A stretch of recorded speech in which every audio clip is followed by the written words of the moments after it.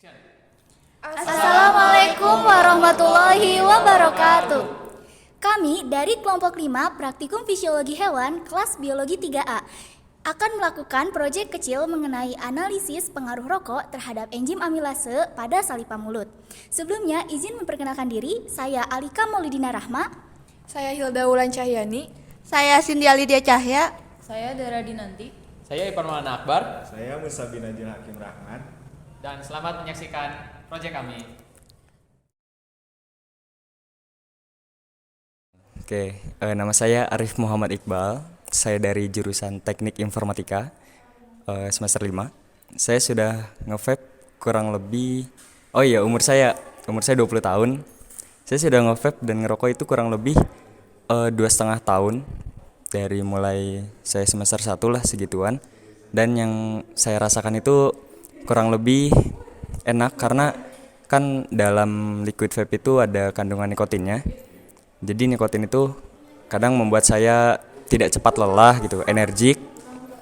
Ya mungkin seperti itu.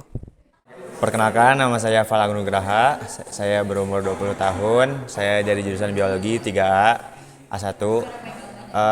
Saya sudah merokok. Percobaan pertama saya merokok itu kelas 2 SD.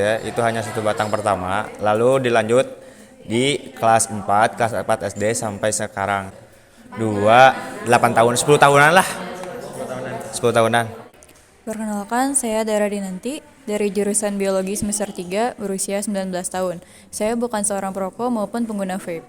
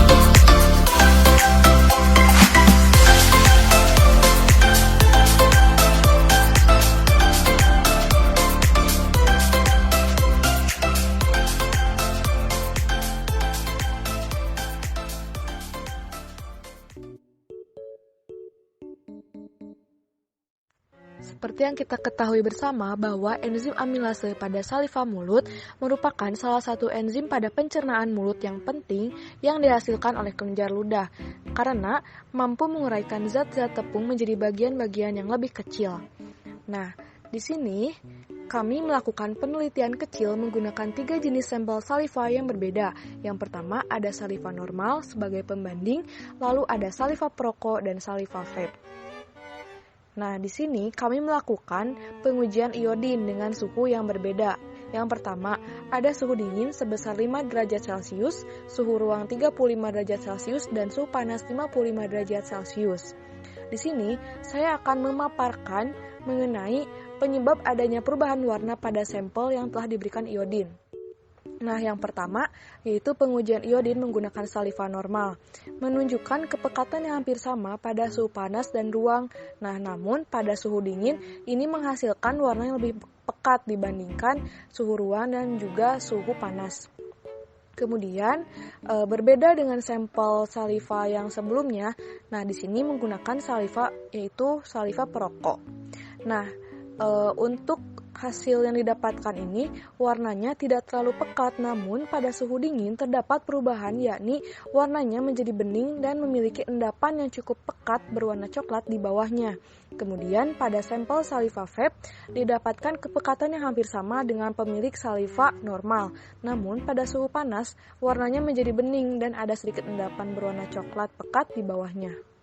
Endapan yang muncul itu bisa disebabkan oleh kandungan zat kimia yang terkandung di dalam rokok yang terdapat di dalam saliva. Contohnya, terdapat kandungan nikotin dan tar yang cukup tinggi. Pengaruh suhu pada saliva tentu sangat memengaruhi keadaan dan kondisi saliva. Enzim memiliki suhu optimum untuk mencapai kinerja terbaiknya. Umumnya, enzim memiliki rentang suhu optimum di 20-50 derajat Celcius. Pada enzim amilase, suhu optimum berada di rentang 27 sampai dengan 37 derajat Celcius menurut Kusumaningrum 2019. Adapun pada uji Benedict, terlihat dari ketiga sampel mengalami perubahan warna. Ada pula yang tidak mengalami perubahan secara signifikan. Hasil positif akan menunjukkan warna biru gelap karena saliva terlarut dalam Benedict. Sementara hasil negatif menunjukkan warna yang bening atau tidak berubah dan saliva akan terpisah menjadi terapung. Hal ini ditunjukkan pada sampel saliva perokok dan pengguna vape. Terdapat apungan saliva di suhu ruang 25 derajat dan di suhu yang agak tinggi di sekitaran 50 derajat, yang artinya saliva tidak larut dan tidak bekerja dengan optimum. pH saliva dapat dipengaruhi oleh kandungan dari rokok kretek maupun rokok elektrik. Kondisi pH saliva pada perokok kretek tentunya dipengaruhi oleh kandungan nikotin yang mengiritasi mukosa mulut dan menyebabkan perubahan vaskularisasi serta sekresi saliva. Sedangkan kondisi pH saliva pada perokok elektrik atau vapes dipengaruhi oleh kandungan liquid dengan kandungan perisa yang dapat menjadi stimulus bagi rongga mulut. Suhu yang berbeda menyebabkan warna yang berbeda pula. Enzim amilase pada saliva tidak dapat bekerja dengan baik pada suhu terlalu rendah maupun terlalu tinggi. Suhu yang optimal untuk enzim ini ialah pada 35 derajat Celcius. Warna yang dihasilkan yaitu coklat gelas serta tidak ada endapan. Pada suhu 55 derajat Celcius terlihat warna larutan uji coklat terang yang memudar. Pada suhu 5 derajat Celcius, larutan uji rokok terdapat endapan berwarna gelap, sedangkan pada larutan lainnya berwarna coklat gelap tanpa endapan. Keadaan asam pada lingkungan rongga mulut yang disebabkan oleh pengaruh merokok akan menyebabkan bakteri acidofilik yang ada pada rongga mulut itu berkembang. Keadaan inilah yang kemudian semakin diperparah dengan hasil asam dari metabolisme bakteri tersebut. Dalam keadaan asam ini, infeksi pada rongga mulut akan mudah terjadi. Komponen toksik di dalam rokok juga dapat mengiritasi jaringan lunak rongga mulut dan dapat menyebabkan kerusakan rongga mulut.